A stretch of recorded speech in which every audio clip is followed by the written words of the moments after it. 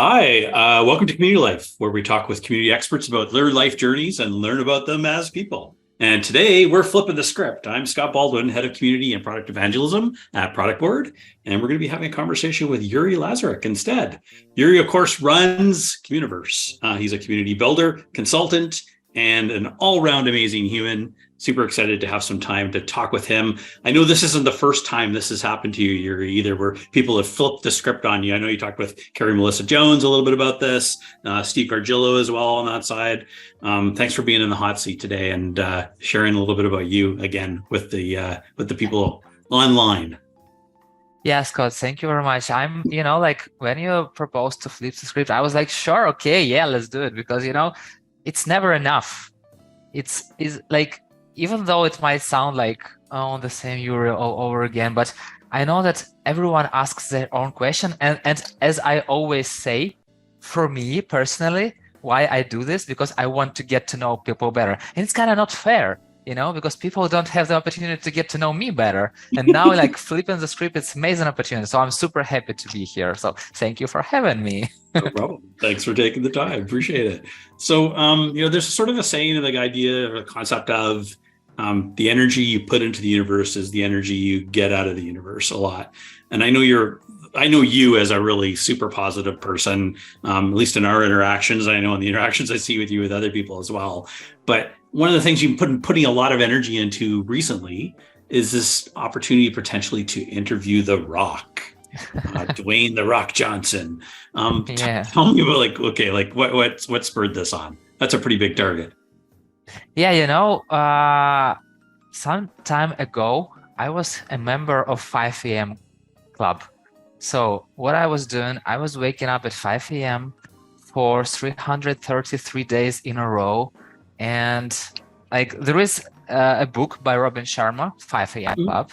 And like the idea that if you are getting earlier, you have a lot of things done before everyone wakes up. So I was like, I had a mess in my life, like, time management, all the stuff, and I thought that it will help me. And so the idea that you're waking up, you have 20 minutes of, as far as I remember, it's kind of really 20 minutes intense exercise, if I remember right. Then it's 20 minutes like reflecting on your goals, and then 20 minutes learning a new skill is kind of how he breaks it up. Yeah, something like that. So basically it was 20 minutes like a small gymnastics, then 20 minutes of meditation, and then 20 minutes of reading a book. But I went above and beyond. So basically it was the first hour and the second hour before 7 a.m. when everyone else wakes up, like kid goes to the school, I go to the work. And I went to the stadium near the home and I just ran. I just ran and I listened to these motivational videos. So there were 3 people. It was Dwayne The Rock Johnson. It was not Will Smith. It was Will Smith.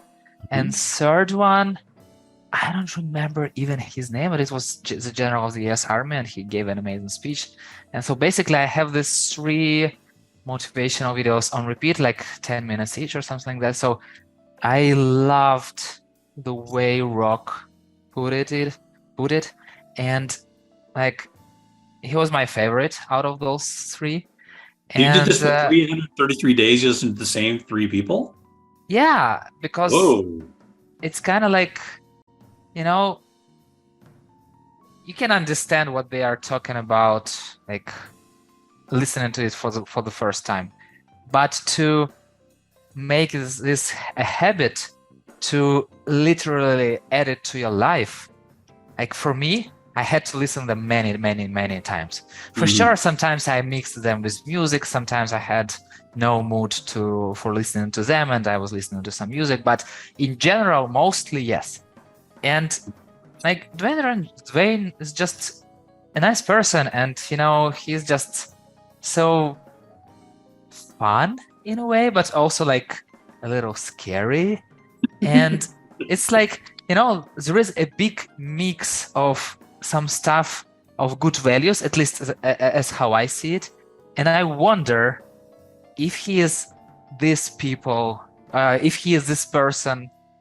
like as he's showing up in the world. I don't know, but I want to know, to get to know him better. When you have some kind of person you want to follow this person and you want to, like, you get some knowledge from this person, and I just want to understand if it's true. Should I keep doing that, or maybe no? Yeah. And So a it's all, chance to dive in a little bit deeper and really like unpack essentially that real person behind this, the dialogue and the story that you got to hear. and also I love highlighting people, like I really want to highlight some sides anyone ever asks him about, because I listened like to up to 10 interviews with different people, and they asking the same questions all over again, and it's kind of boring already. I want to dive a little deeper. I want to have more emotions. I want to like kind of touch the soul of this human. Yeah, cool. So I know yeah. the interview hasn't worked out. What's the plan next? Is it trying to get him to do dinner, or is it something else? Zoom call is enough, Yeah, like cool. I need 60 minutes. Even a 59 will work. So That's awesome. That's awesome. Tell me about your last laugh. What was it about? I laugh basically every day, and mostly because of like we're having some fun with my wife or my kid, some insider jokes and all Yeah. this stuff. And I don't like, if you're asking me like laugh to tears, I can't even recall, but basically I'm laughing every day, and even like having a conversation with you right now makes me laugh, because I believe in positivity in the world. Yeah. And sometimes even in bad situations I'm trying to find something. Yeah, it's hard, but at least I'm trying to find something positive, to make it not that bad. And yeah, basically, yeah, that's how it works. Yeah, no, that's good. That's good. Like, I want to like look a little bit further out. You're a lot younger than I am. I'm much older than you are. You may not look it, but it's the truth. But if you kind of like look forward as you grow older, what do you fear the most about growing older, and what do you look forward to the most as well? I look forward to, more people will kind of think about me as a wiser person and listen to what I talk sometimes. And, like sometimes you can have a conversation with somebody and like tell something good, and people like, yeah, sure, I know, and never mind about it.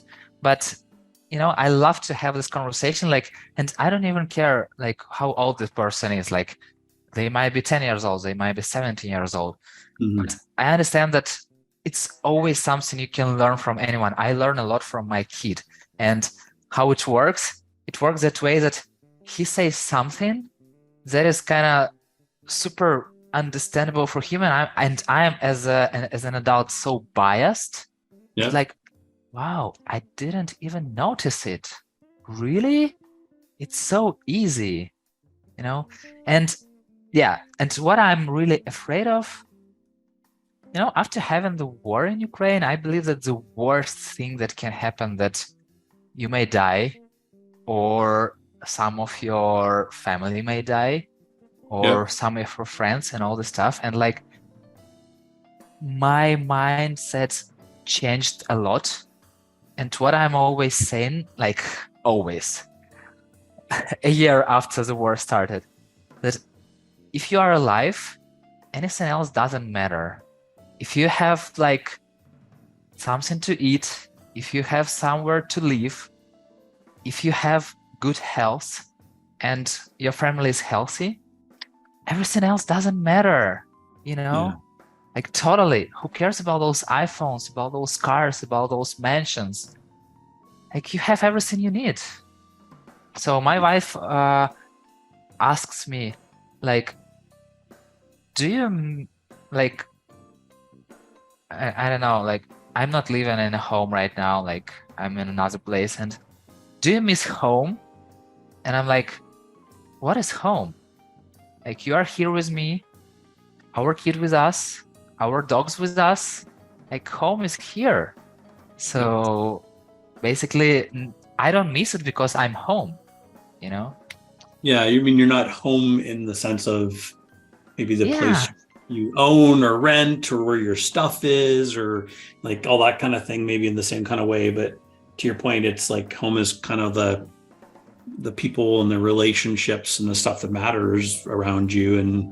And you know, frankly, that can be anywhere. Yeah. Yeah, I left so many stuff at home, you know, kind of at home.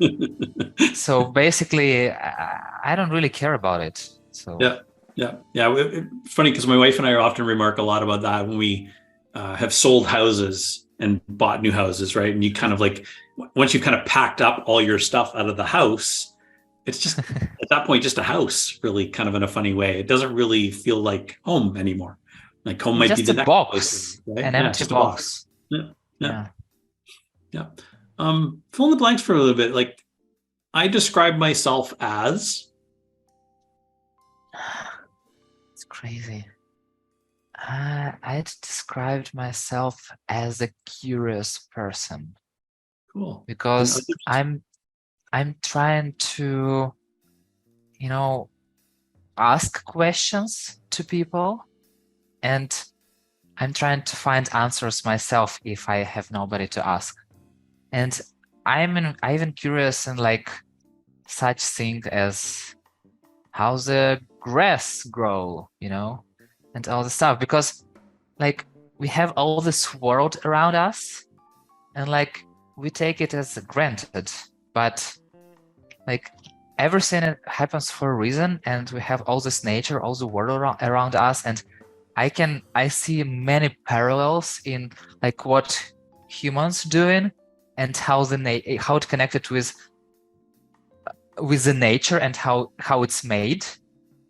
So I'm looking, you know, I'm looking to find some, even in this point, I'm looking to find some parallels like in our lives with what is already existing. mm-hmm. Because, you know, like I don't know how human appeared in this world. And there are some Darwin theories, there is God's theories, or I don't know, alien theories. Who cares? The main thing that I know that it happened for a reason. And like nature is so perfect. Humans are not that perfect. Mm-hmm. And we can learn a lot from nature. So even in this point, I'm super curious how it's made. Like, and I understand that it's not that complex as we tend to make it. So it's much easier, you know, it's yes or no. It's 1 or 0. It's not like, yes, maybe, I don't know.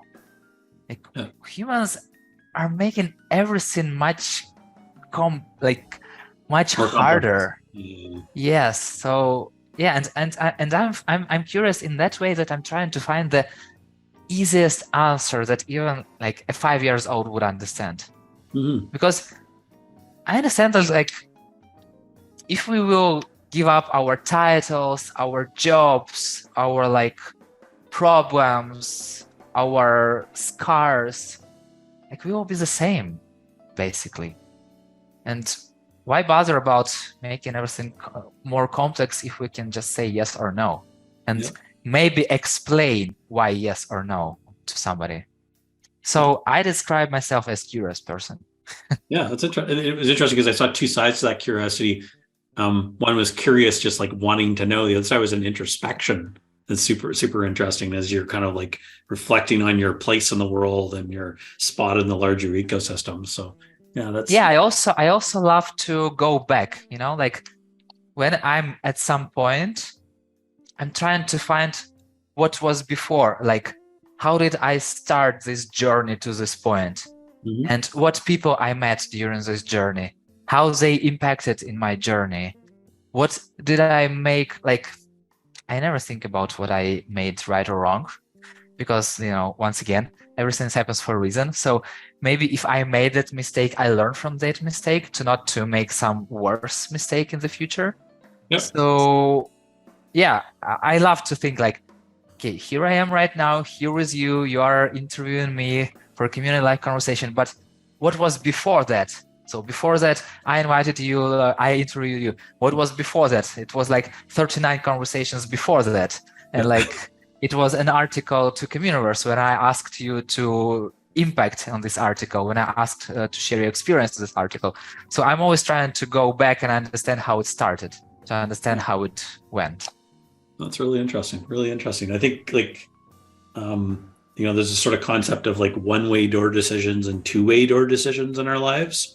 The one-way doors, we can't like reverse it and change what we did. It's the outcome we get and the way it is. But a lot of two-way door decisions in our lives and how we can adjust course even later in life to maybe have a different outcome or a different kind of thing. Inversing that same question, how would other people describe you?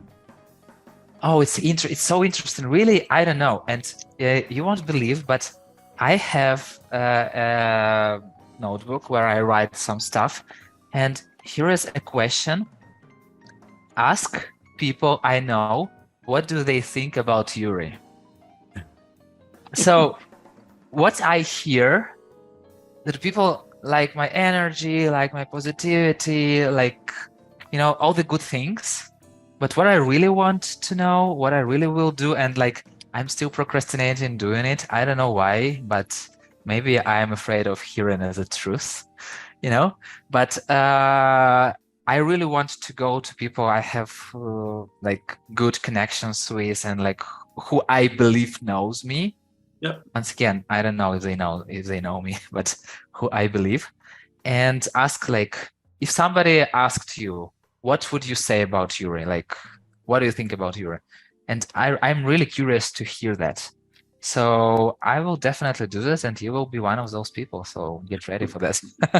Yeah, it's funny. I did that a while back, years ago, with a colleague to help me write my resume.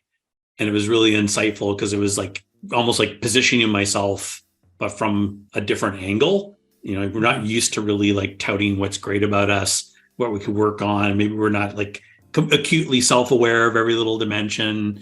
And it was one of these things where I guess like it was kind of an interesting reminder for me. At that point, she mentioned that I said actually quite a lot, as though I was going to like explain to you how it actually needed to be done or something like that. And it was just being a little bit more acutely aware of that thing that was like this prompt for like, oh, like, yeah, okay, I need to look at stuff a little bit, and like be a bit more patient, shift essentially how I might talk about something. And it was really, really insightful, right? But it was that piece of feedback that I just didn't have visibility into. Maybe didn't notice it. Yeah, totally. That's exactly what I want to know. So yeah, I will tell you later.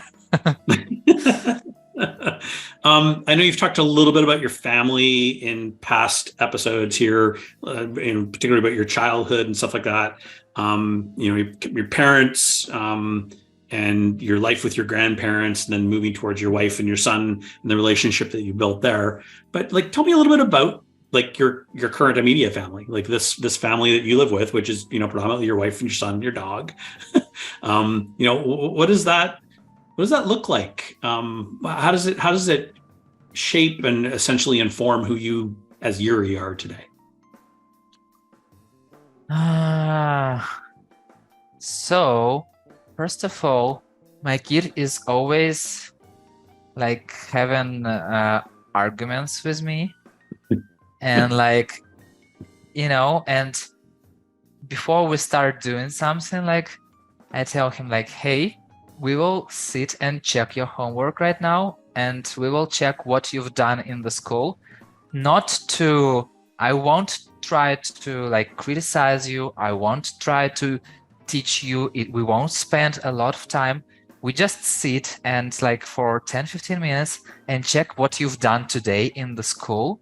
Yep. To understand if I can help you somehow in the future, to understand if you understand what is going on, and if you have any challenges there. Like, we won't fix those challenges right away. I just need this understanding.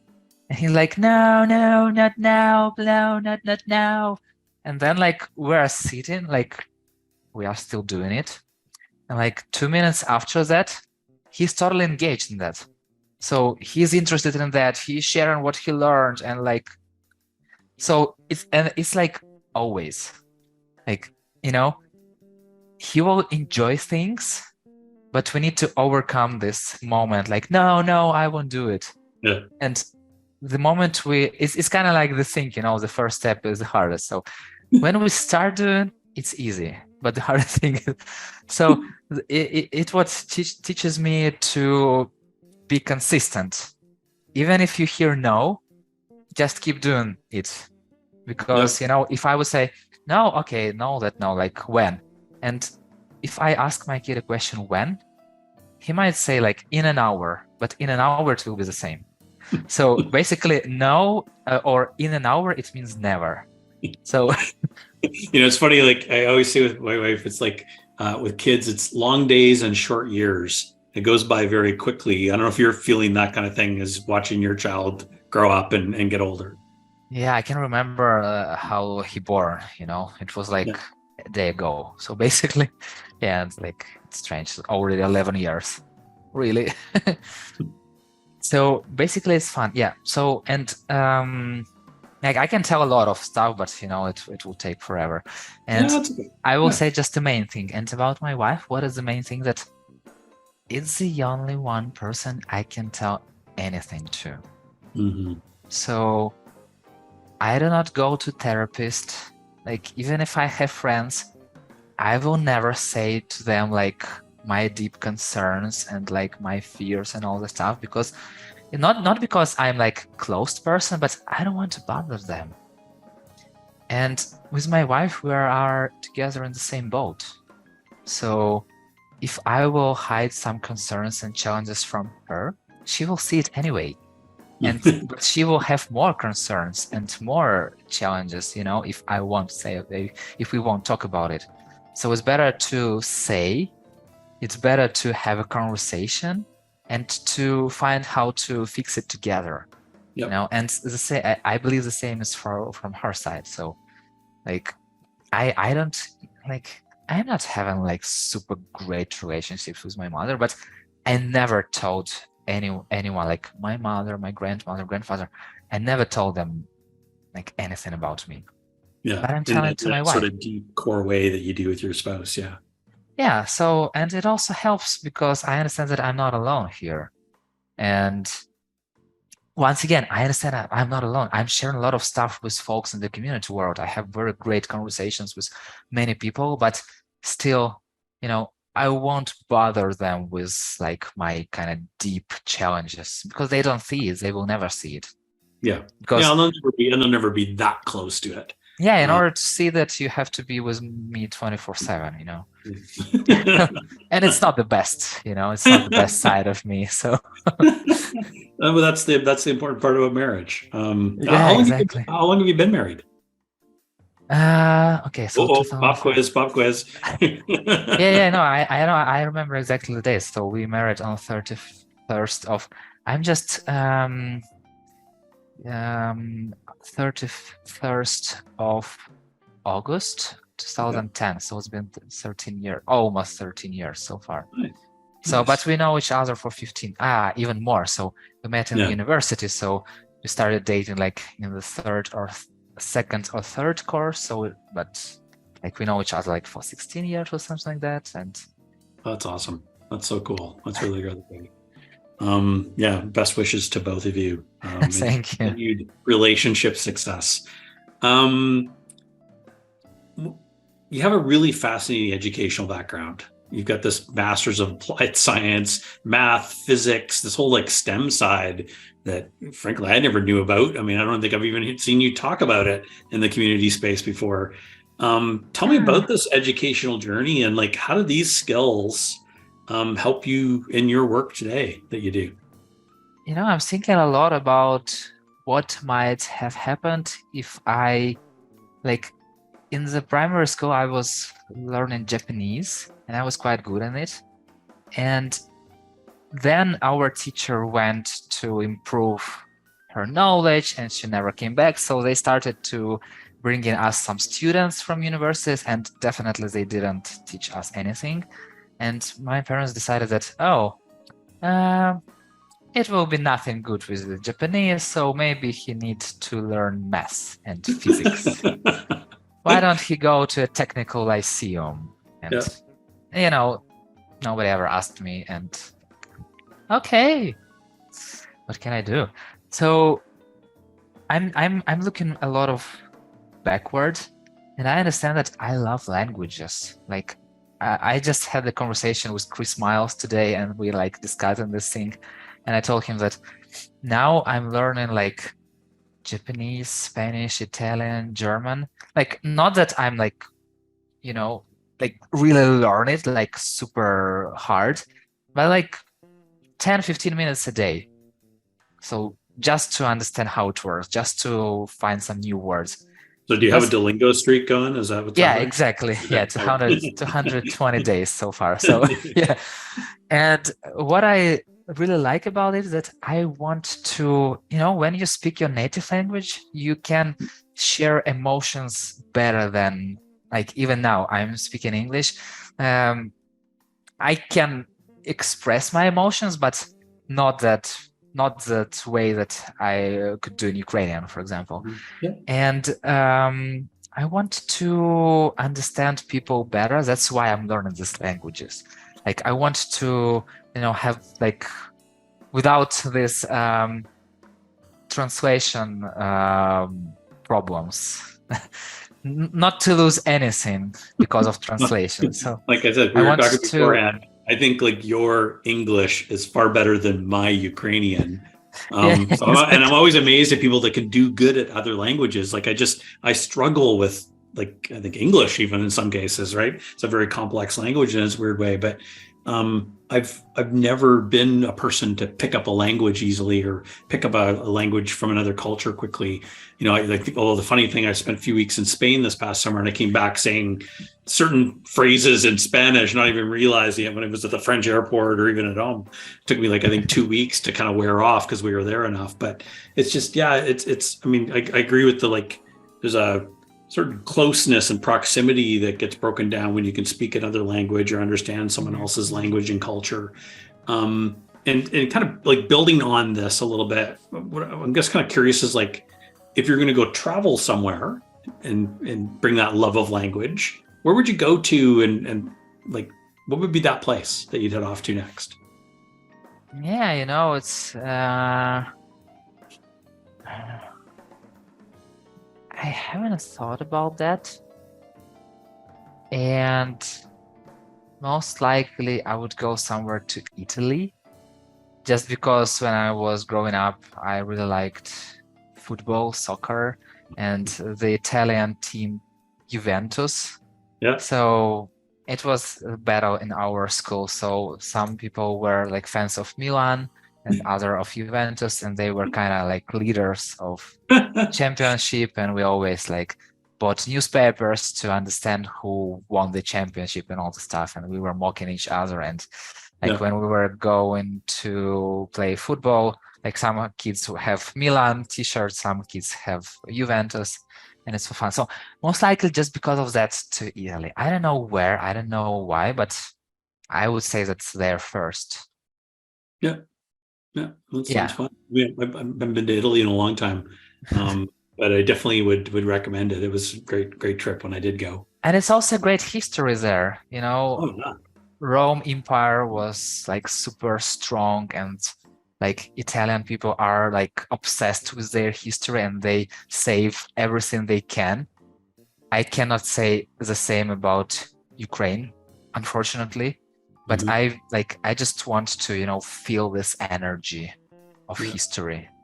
So I would say, maybe even Rome. I don't know. Yeah. Start with, and then just rent a car and go whatever you want. Exactly. Any regrets in life? Things you wish you could kind of do over or do differently? No. If I would do something differently, I want to be who I am. So nice. We have this conversation with my wife sometimes, and I always say, I have no regrets. Even if I did something bad to somebody, I will apologize. I will say that I did it wrong. Sometimes I'm not saying that it's bad, but I would love to say it. At least I'm trying to do it. And instead of like regretting, I'm trying to understand how to not make it happen again. And what can I do to make it better in the future? So as I like to say that I love making mistakes because I'm learning out of them. So here's the same. So it's not mistakes, it's all lessons. Yep. That's great. That's a great lens. When you leave the house, a lot of us, take a bag or a thing with us or things with us. That's often called in sort of some worlds like what's called everyday carry. It's the stuff you always leave with. What's that stuff that you always leave with? Yeah, it's usually the phone, like everyone living at home with the phone. But sometimes I like to leave it at home when Yeah. I'm like go and walk my dogs or something like that, because sometimes I don't need it. And like it's not a long walk, it's like 10, 15, 20 minutes, something like that. So nobody will like afraid that I'm not coming home for too long. Because previously, before mobile phones, I remember I could leave home like for the whole day, and Yeah. parents started bothering only like somewhere like at 8 p.m. or something like that if I'm not coming home. But now if you're not answering to a one call, what happened with you? Are you okay? Are you alive? That was this kind of crazy thing we have. So I kind of miss those times, where people were calm, much more calmer than Oh, now. totally. Yeah. Like, and just the ability to put that device away. I applaud you in some ways, even for 20 minutes, because I think a lot of us don't put it down. It's kind of always in our possession and always in our, purvey to carry it around and contact people with. It's funny because my wife and I rewatched all of Seinfeld recently, from season one all the way to the end. And one of the remarks we had in watching it was exactly that. It was like how many times they had to get in touch with one another but didn't have access to a phone. It might have been a Yeah. payphone at best, and you could have maybe left an answering machine message. But how much different Seinfeld would have been if it was in a time when we all had cell phones in our pockets, just from an interaction play, because so many of the critical mistakes and bumps and funny moments in that show were like because they couldn't connect with each other. Yeah, exactly. And also how many mistakes won't be made. Yeah. And like, I'm not talking about like mistakes as lessons, but kind of emotional mistakes, because, when you are angry at somebody, you will call them and tell whatever you think about them. And sometimes it's good to calm down. And when you didn't have a phone, like somebody goes out, you can't call them. Mm-hmm. Like, you have to wait for them to come back. Until at this moment, you are already like cooling down. Yeah, that's a good lens. What's a small pleasure in your life that brings you joy? Something you have or do? Read a good book or Oh, really? listen to good music. Yeah. Like I'm trying to find small pleasures in everything. Eating an ice cream, for example. Like, why Which we not? talked And about last time. yeah, totally. So like what I really love to be able to do what you want to do and not being judged. For example, I wanted Chupa Chups. I will eat it. I don't care what other people will think about me. I want a Kinder Surprise. I will buy it for me, not for my child. So, and it's fun because you kind of almighty as an adult. You can even buy a Lego set for yourself. Yep. Which sounds crazy, but yeah. So basically, yeah, reading a good book, listening to music, eating a Milky Way, drinking a cola sometimes if I want it, Yep. like going for a walk. So all the small things.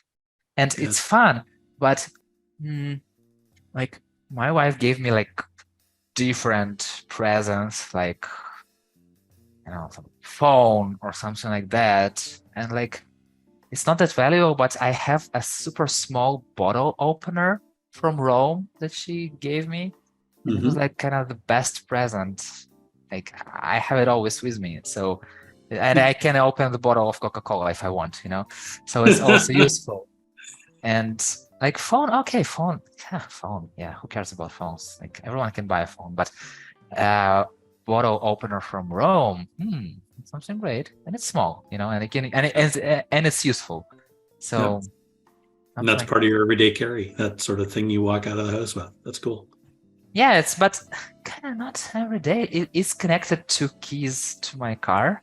Yeah, but I'm not driving every day, so yeah, sometimes I'm going out without it. Yeah. Okay. Gotcha. I want to come back to February of 2022 when the Ukraine invasion happened. And I know obviously you've gone through a tremendous amount of change in that time.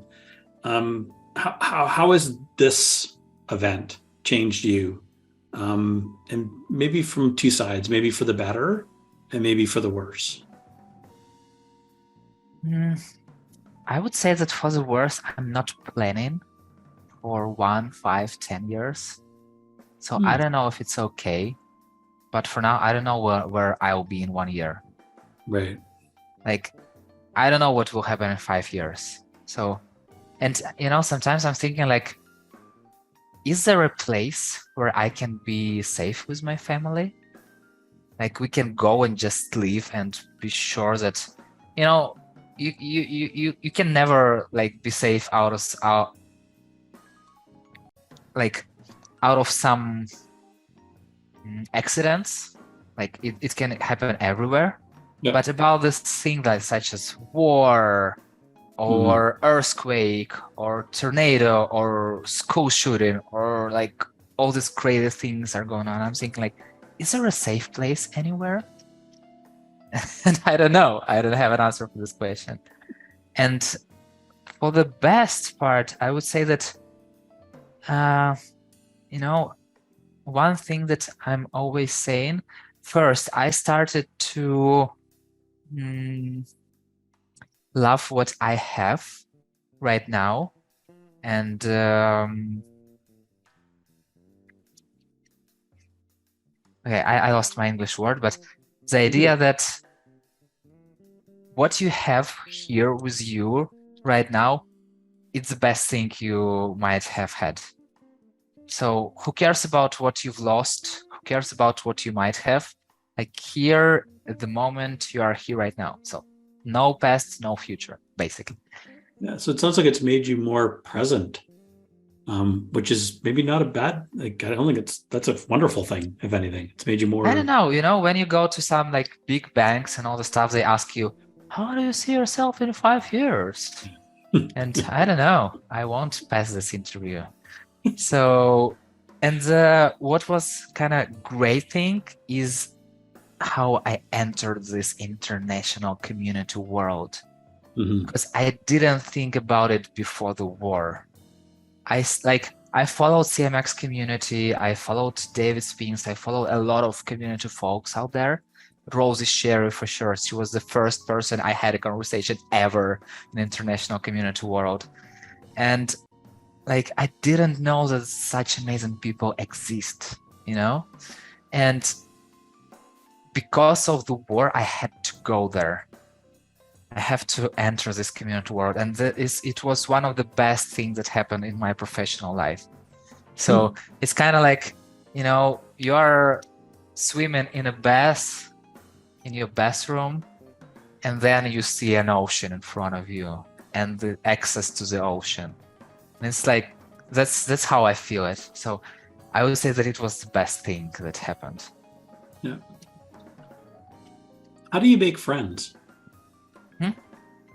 Like, how do you make friends? How do you go around making new friends?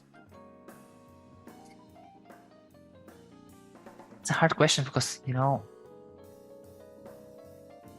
there are many people I can call friends, but the fun thing is I've never met them in person, and like, it's kind of online friends. But once again, I believe to have like a real, truly friendship, you have to at least meet sometimes, in person, to touch each other, to smell each other, to like look each other in the eyes, not in the camera, or on a monitor and all the stuff, drink some beers together and etc. And I hope that I can make it in the future with everyone who I can call my friend. But mostly it's helping unconditionally for me.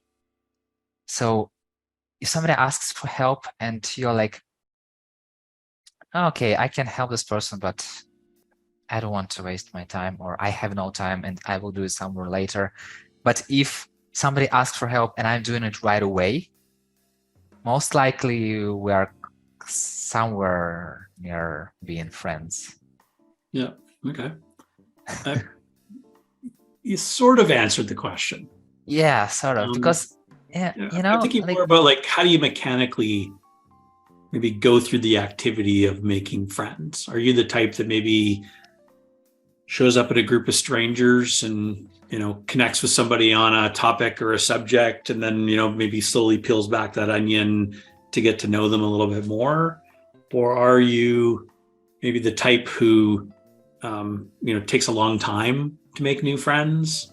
I'm curious, like, just how do you go about, because, and the reason why I'm asking the question here is, you know, you're known as being very social and very out there, you know, like you've got this persona now in some degree through your experience of this war and this transition.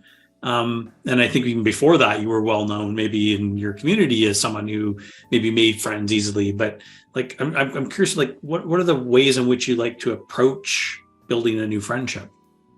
Yeah, you know, it's the bright side of the moon, I would say, what everyone sees. Because if I will enter the room where I don't know anyone, I won't go to every person like and making friendship with them. Like, most likely I will wait somewhere in the corner. I will observe what other people doing. I will try to understand, is there somebody interesting, like who I would like might have conversation with. But most likely I won't start this conversation. Most likely, I don't know, but most likely not. And usually, sometimes in some awkward situations, like from my experience, the best friendship is when you have into some trouble together, or had some challenge together, or gone through something together, or even some awkward situations. So when I was working in the bank, it's crazy to share, but okay, I was in the toilet, sitting in the toilet, and for some reason I forgot to close the door, you know, I forgot to lock, and the person just opened the door, like, oh, sorry, and closed the door. We never met before, but then we found out that we live near each other. Yeah. And after that episode, we started saying hi to each other when we see each other in the neighborhood. We started to have a conversation. We started to exchange some thoughts in DMs on Facebook, and we having a conversation in the bank. So, like, what? Really? Somebody opened the door and we became friends? But yeah, something like that. So some awkward situation works for me, definitely. And usually, mostly, it's like having some similar interests. Like, it might be a musical band, it might be activity, it might be like your values, it might be what you are sharing on LinkedIn or something like that. Because, you know, it's always about finding a soulmate. And if you understand that the person thinks kind of like you, we may get to know each other a little better. at least it's a starting point, and let's see how it goes. Yeah, that's good. That's good. You know, it's a funny thing, because I have a Ukrainian background. My wife has a Ukrainian background a little bit, mostly on our grandparents' side, who obviously immigrated from the Ukraine. And we both also have grandparents on the other side of that equation that have like a German background, a German Ukrainian. And Canada's got like a fairly big Ukrainian population. So about like 4 or 5% of Canada's population identifies as like Ukrainian. I'm thinking about like your life and the the transition of moving from the Ukraine in a way that wasn't like maybe in your game plan. Maybe you might call it forced in some ways, like not planned. And how has that maybe shaped who you are today or at this moment in some ways? It was the hardest decision ever in my life, even harder than getting married. It was easier. And I am the person who do not like to, take like very big steps immediately. Mm-hmm. Like I like to do like step by step by small steps, and like being able to make this change like through the time. But if you have to do it like immediately, it's super hard. Like it's all because you want to leave, or because like somebody else wants to leave, or something like that. But the main thing that I don't know, as I told you, I don't know if there is a place in the world where I can feel myself safe and where I can be safe with my family. And I would love to find this place. Canada. You never know. We were thinking about Canada once again, but you never know. And I can't answer this. You're asking me some kind of questions that I have to plan, and I can't plan that long. No, it's okay. It's okay. I was just kind of curious. I guess the reason why I'm asking you questions is, I think part of this, what I'm reflecting on is I haven't had any of these experiences. And so when I think about asking them, it's really with the lens of like, what have you learned in this moment? Like, obviously this has been, really transformational time for yourself, your family, but also for the people of Ukraine in general. The main thing I learned, as I told you, like the home is not the place, but people around you. Yeah, that's really great. Really, really great. I'm going to jump into the speed round questions here a little bit. So we're gonna have some little fun here. So nice quick ones, quick answers. Something you'd still like to learn? Japanese. Okay. Something you wish people knew about you that they don't? I already shared that I learned Japanese before, so it's not interesting. But also, I have a brown belt in karate, which is like the one step before the black. So that's right. That's right. Something you have too much of? Too much of problems. Who don't have problems, like. Something you wish you had more of? Oh, definitely it's all about time, but I would say it's all about like more calmness. I would say more calmness. Okay. Superhero, which power? Superhero, which power? I've been asked this question before, and like it was my community meeting, and what I told, and I still believe in it, that I would love to be able to heal people, like with whatever disease, whatever injury, everyone like touch this person and like everything gone. Yep. So you want to be a saint, which is your no, please, no. Just heal. It's enough. I can go to hell, but just heal people. Bad habit or vice? Bad habit. I'm so perfect. What bad habit I might have?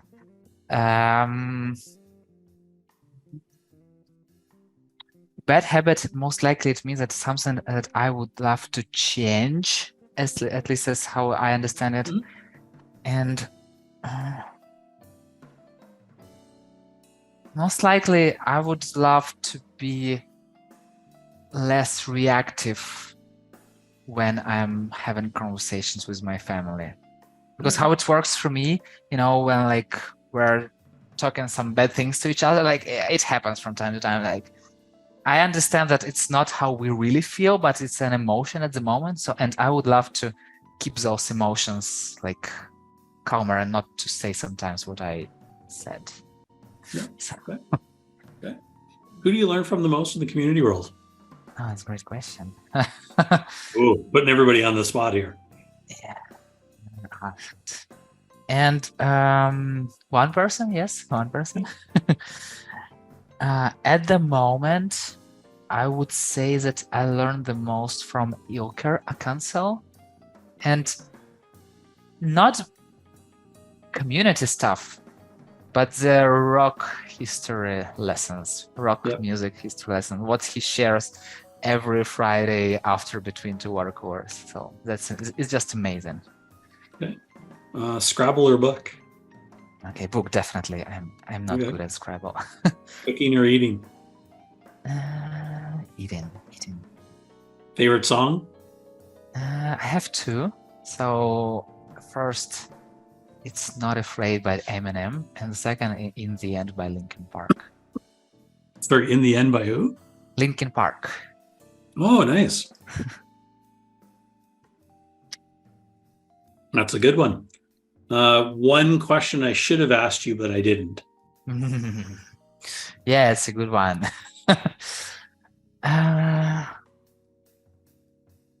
You should have asked me, why am I doing between two work hour stuff every Friday, and we'll have 51 this Friday. Nice. So 50 ones in a row. Yeah. Yeah, and why am I doing it? Because I love talking to people, and it's like, for me, it's like the best and funniest way to find somebody new, to meet new person. And like, I'm obsessed with this time thing, so I don't want to take a lot of somebody's time. And I'm also trying to make things faster and like more effective, and like to save time here and there. Yep. And that's what the idea of between two work hours. So it's like 3 rounds of 7 minutes of conversations, and it's just 7 minutes. So sometimes if you don't like a person, it's something like kind of speed dating, but like not that intimate, I would say. So what I love really is that you have just 7 minutes with this person, and you will definitely find what to talk about for 7 minutes. Yeah. But if you jump on a call like for 30 minutes or for 1 hour, you might have this awkward situation when you're like, what should we talk about? It's like 10 more minutes left. So it helps to avoid the situation, at least for me. And if you like the person, you can always continue conversation later. But if you don't like, it was an experience, so who cares? Cool. I've never been able to make one of those, unfortunately, because of where it lands time-wise, but I know a lot of people have and have gotten a lot from it. So thanks for putting those on and making that happen. Maybe one day, every Friday, 10 a.m. Pacific time. So yeah, exactly. I'm going to close out with a little comment here. Maybe is, I've got 3 recent tweets on my Benry Ideas account. First one is find something you care about. And I think you've done a lot here to bring that passion into the work that you do, which is great. The second one in there is there's no imposters. Everyone's ultimately faking it. And, I think you've done an exemplary job putting yourself out there and expressing your passion for community. And I want to thank you for that on that side. And the last one is pretend everyone was sent to teach you something. So as you enter a room, think about that kind of relationship and going with that kind of positive kind of tone. I learned a ton today. It was really fun getting to chat with you. And I'm sure you've taught me more than a few things along the way about community and community building.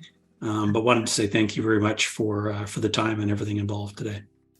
Yeah, Scott, thank you very much. It was an amazing conversation, and I just loved questions you asked, and I loved how you flipped the script. And yeah, it was just, and I told you that it's not fair, when I get to know you better and you not have this opportunity. So I'm happy that you propose it, because, I love talking, but what I'm always usually doing is listening. So thank you for giving this opportunity to talk. No problem. No problem at all. Thanks again, Yurii. Yeah, see you in the community world.